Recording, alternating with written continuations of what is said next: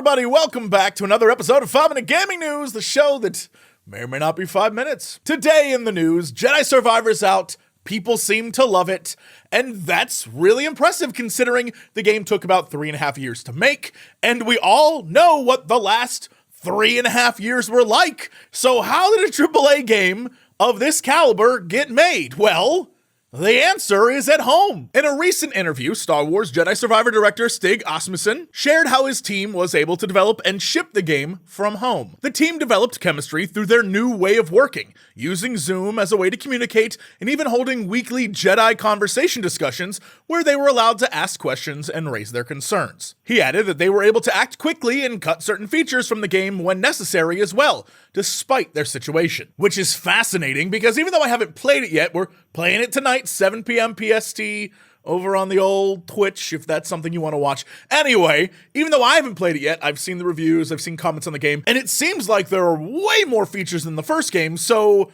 to say that they were doing all of that from home says a lot about the team, but also says a lot about work from home. It is something that businesses, both big and small, major corporations, whatever, they all seem to have this idea that we got to get people in the office, we got to get people working, but that's like an older structure now. As COVID showed us, people can work from home and it can be just as fine, if not better sometimes. But because there's this weird kind of unspoken hierarchical structure where it's like companies like big buildings because it means they're prosperous. They can show off their wealth. And big buildings like to rent to companies because those building owners want to get some money. And then the buildings need to be filled and staffed, and you need to have managers there to look after the staff. And it's all this like structure of stuff we don't really need, but people feel like they should have. And so it's like, please come back to the office to make us look good, is really what it seems like at the end of the day. Let us control you more. Let us like have a guy come around with a cup of coffee like, we have sort of a problem here.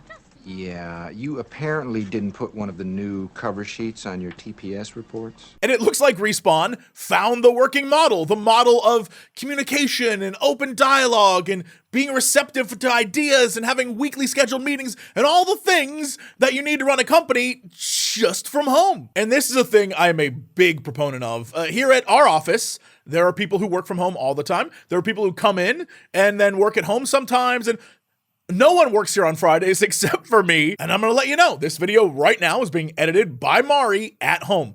It's a thing, and it works, and there's no big deal, and you gotta stop letting corporations tell you that working at the office is better, and these are the reasons why. Nah, it's not true. And it looks like for their part, Respawn is continuing their work from home model. Raim Vincent, a lead systems designer, shared, I'm on a different project here at Respawn, but I cannot imagine going back to in-person only.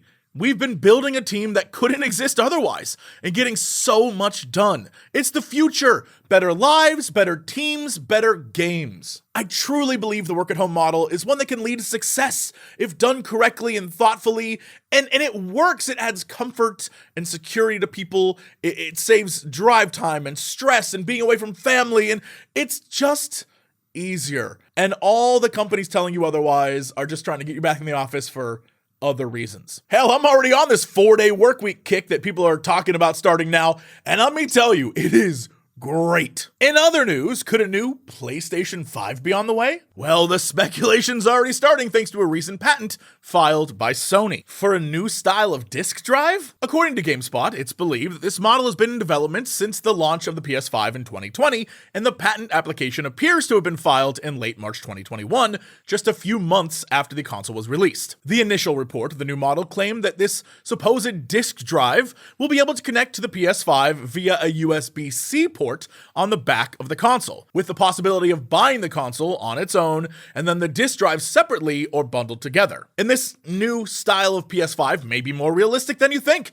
Earlier this year, a report from Insider Gamer claimed that a PS5 Pro was in development, aiming for a 2024 release date. So if I had to simplify and explain it, basically, what they're saying is that it's a best of both worlds. Right now, we have a PS5 that has the disk drive in it and a PS5 that doesn't. And in this one, they're saying that this potential PS5 Pro would have a detachable disk drive so you could use it when you want or when you don't. And I guess it's one of those proprietary things where you couldn't just go buy a Blu-ray player on the internet for like $24 and plug it into your PlayStation. It's a whole different thing. I guess that's kind of what they're going for. I mean, options are good, I guess. I don't know. I don't know what to think about this. I'm very curious what your thoughts are. It may be a whole bunch of nothing, but it may be the next step in consoles where we're back in that sort of Sega period where you're stacking parts of the console on top of each other to make a better console. I have no clue what this all means, but I'm interested in your thoughts. Speaking of thoughts, oh boy, it's time for your Kren Minute.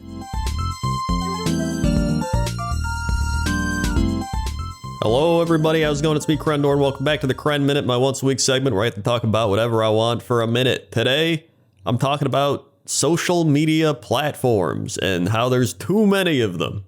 It's like back in the day, all right? Back in the day is in like literally like 10 years ago. There was only like a couple, right? You only had to manage a few. You're like, all right, whatever. Now it's like there's like Instagram, there's Twitter, there's TikTok, there's YouTube, there's Twitch, there's Facebook, there's like all these different things. And then people are like, all right, I'm leaving this one and I'm going to this one. Go follow me on bop, right? Then I'm like, what? Like, and then they're like, okay, that one didn't work out. We have to go through. I reserved my name over on this one. And I'm just like, dude, I don't care.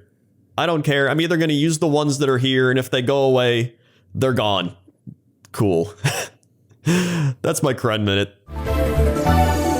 Thanks, Crendor. Speaking of Crendor, there's a brand new Cox and Crendor shirt over on store.jessecox.com. Pick it up right now. Of course, like all the shirts, it's limited. We're going to try and do more merch. I know y'all been craving it and you've been asking when's the merch.